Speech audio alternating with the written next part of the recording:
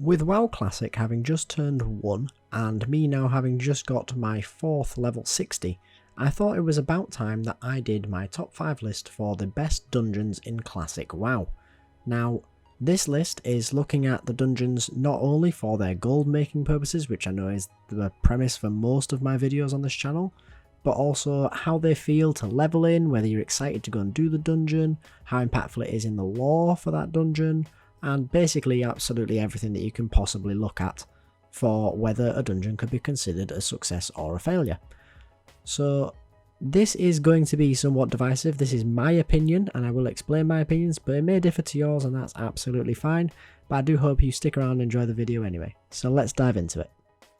So in at number 5 we have the Sunken Temple, or the Temple of Atal-Hakar if you prefer. Now, the Sunken Temple, honestly it pains me so much to put this at number 5, and the only reason it's coming so low on the list is because of the fact that it has so many great dungeons to compete with. But that doesn't mean that this is any less special of a dungeon. Now, the Sunken Temple has a lot going for it, so the first thing that someone's going to notice when they come to this location is going to be how much of the entrance you have to do in order to be able to get into the instance itself. I actually quite like the fact that the dungeon is somewhat difficult to get to, be it because of the mobs or simply getting lost in the maze that leads to the dungeon. That adds a bit of flavour and character, which is something that I really like in my dungeons. Beyond that, when you get into the dungeon, it splits into 2 halves, and which side you go into does actually matter, and it can be somewhat tricky to find where you want to be. Beyond that, the dungeon is very expansive. It has mechanics such as barriers that you can't get past to kill certain bosses if you haven't already previously defeated others. It has a little minigame involving the correct order of activation of some statues in order to be able to get further into the dungeon. And these little flavour mechanics are things that I really like. It also has some fantastic loot and is one of the earliest opportunities to get a purple item that drops in a 5-man dungeon. And that is pretty fantastic. It's not the earliest one, but it is up there, and unlike one of the ones that come before it, the purple that drops here is actually pretty good, and could be considered pre-raid bis if you were lucky enough to get it on a class that it is useful for. On the topic of pre-raid bis, there is not much that's pre-raid bis in here, but there is some items, so you are starting to get to that point as well, where this is a dungeon that's worthwhile doing for endgame players. Most notably for the quest completion items for things like Diamond Flask for the level 50 character class quests, which is something that I think in of itself gives it another right to be on this list, because again those class specific quests and class specific rewards that you get are something that is quite flavourful and gives more value into doing this dungeon. One of the biggest problems I have with Sunken Temple is basically just going to be accessibility. This is a dungeon that a lot of people won't do because it's very much out of the way for most people in their normal questing route, and that is something that is really quite sad for me. I would like to see this dungeon get played a little bit more, but unfortunately it is not the case.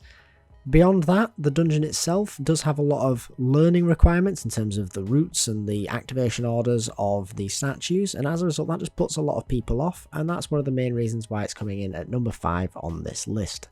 Now in at number 4 we have Zolfarak. Now Zolfarak is a fantastic dungeon. It features the little story elements that I like, as well as the mini event that you have in the form of defending the stairs from the zombie invaders. And it's also a really nice change of pace comparative to some of the other dungeons you'll have done to this point. A lot of dungeons are very dark and indoors and just have that sort of, well, dungeon feel to them. Zolfarak is an outdoor dungeon that is primarily made of sand where you can use your mount. It's very different compared to a lot of the dungeons that you will have done previously, and that is something that I quite like. Beyond that, it has some of the most unique loot in the game in the form of the 2 swords that you can get that will combine into a 2-handed sword if you are fortunate enough to get both pieces. Again, this is something that I very much am a fan of, and I'm also a fan of how much gold can be made here. Yes, I did have to mention it. Zolfarak is an absolute gold mine, and mages here can make a fortune. That is both a pro and a con on this list, because I do find that it means that the amount of people actually running Zolfarak in a standard manner is greatly diminished. So beyond maybe the occasional quest run, this is pretty much just a boosting dungeon now, and that's really sad to see. As a result, that's why it's coming in at number 4 on this list. Unfortunate? Maybe so, but it is what it is. Now, taking our bronze spot is going to be Scarlet Monastery. Not a specific wing, I want to make that clear, because Scarlet Monastery, all of the wings share a lockout, so in my head that is one instance, and that is one of the big factors in why I've put it in here on this list. Now, Scarlet Monastery has a lot of pros that we all know about, things such as fantastic loot, like the axe in Armory, or things like the massive XP and gold farming potential of Cathedral.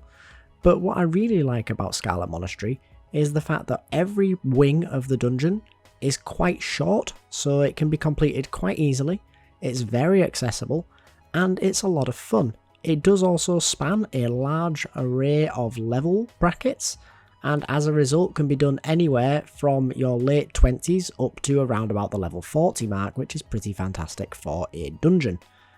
It also has a lot of variety considering it is one dungeon. It goes anywhere from the dark and dingy graveyard with all of its sort of undead monsters and ghosts and things of that nature, all the way into the cathedral with its beautiful flowers and its water features, and it makes for quite a nice change of pace. Scarlet Monastery is honestly one of the best dungeons, and it teams all of this with fantastic loot, if a little bit uneven in its distribution in terms of who gets what from what dungeon, and also being relevant to the lore as well. I'm not much of a lore nerd, but I do appreciate the impact that the Scarlet Monastery has had on the lore of classic WoW. All in all, Scarlet Monastery doesn't really have much in the way of failings, and the only reason it's not coming higher on this list is because of what it's competing with. Now, taking the runner-up spot, we have Deadmines. Now, Deadmines for me is honestly one of the best, obviously one of the best dungeons in classic WoW, but also in retail as well. I think Deadmines is absolutely brilliant, it's absolutely iconic, and it's just so well designed. From the fact that it starts off so accessible, located in a region that Alliance players will find themselves in quite naturally. It also has a lot of quests in the dungeon that are progressions from where you would naturally be when you're questing in Westfall, one of the most populous zones in the game. And then from there, it just gets better. The dungeon itself actually manages to transition quite nicely through lots of different areas, be it from starting in what is essentially a mine, moving through into a logging facility, then into a smelting factory, and then finally into a shipyard. It's pretty fantastic. Beyond that, we have some of the most iconic loot for the early levels of the game, especially when the game first came out 16 years ago and people were kind of terrible and spending a lot of time at low level dungeons. Things like the Smite's Mighty Hammer or Black and Defias armor became some absolutely mythical stuff that if you got it, it was absolutely game breaking and you were fantastic, and that's going to stick with me forever. I remember the first time I ever ran Deadmines, it felt like such an experience. Sure, I was a child, but it doesn't take anything away from just how great that dungeon is in its design.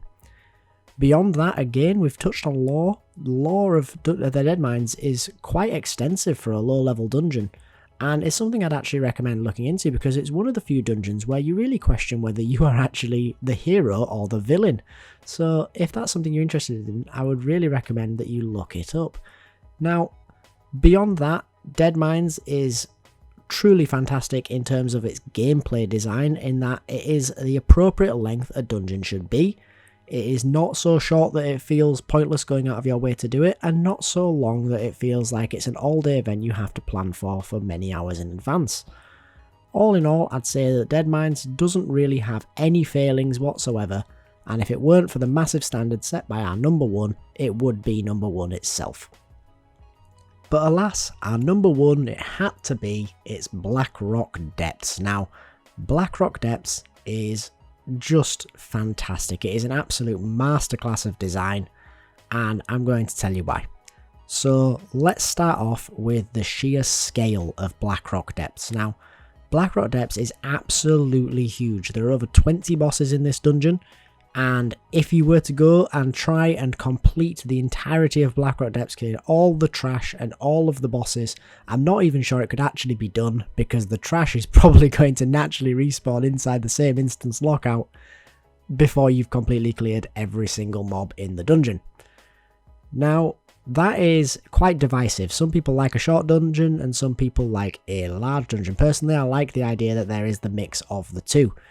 Blackrock Depths really feels like a raid but designed for 5 people. This is evident in the amount of quests that are also available in here, which I do believe also numbers in the 20-something quest mark as well. I personally haven't completed them all, and I'm not intending on because, quite frankly, it's just such a gargantuan effort. Although if I were to do so, I'm sure that I would enjoy it. Now, Blackrock Depths teams all of this with some fantastic loot. I think the most notable is going to be Hand of Justice, which is basically wanted by every tank and every melee DPS character in the game. And it's not the only one. There is also things like the mace that drops off of the Emperor as well, which is also very noteworthy. Beyond that, we also have a series of events and different sort of circumstantial things that you can do in the dungeon. Be it the Ring of Law, where you're going to be getting yourself a variable boss each time. The summoned boss that you can do the event for once tier 0.5 can be achieved in the game. And things like the Grim Guzzler as well. The Grim Guzzler is underrated as far as I'm concerned with regards to a mechanic in a dungeon, in that it's essentially a locked door that you've got to get past, which is about as mundane of a gameplay mechanic as we can see in modern day video games. However, there's various different ways of getting past that locked door, and it's up to the players to decide which one they want to go for. That, in my opinion, is fantastic. It is managing to keep the same gameplay mechanics of keeping people restricted behind locked doors, but without feeling stagnant and old in its design, which for something that is now 16 years old is very, very good, and something that modern day games could learn a lesson from.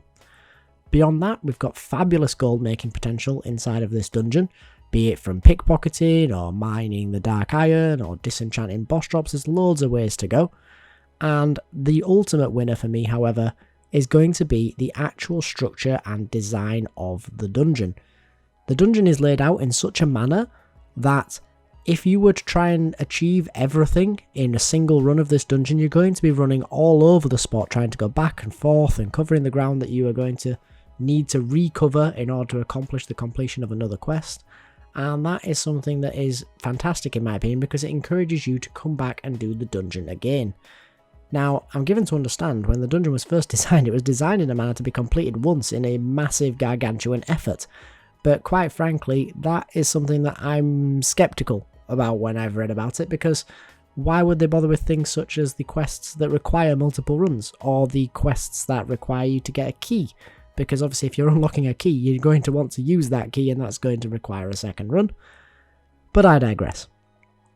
The actual scale of this dungeon is probably the winner for me, but some of the mechanics it introduced are absolutely iconic, including the fact that there is the door that you have to get past by setting fire to the braziers.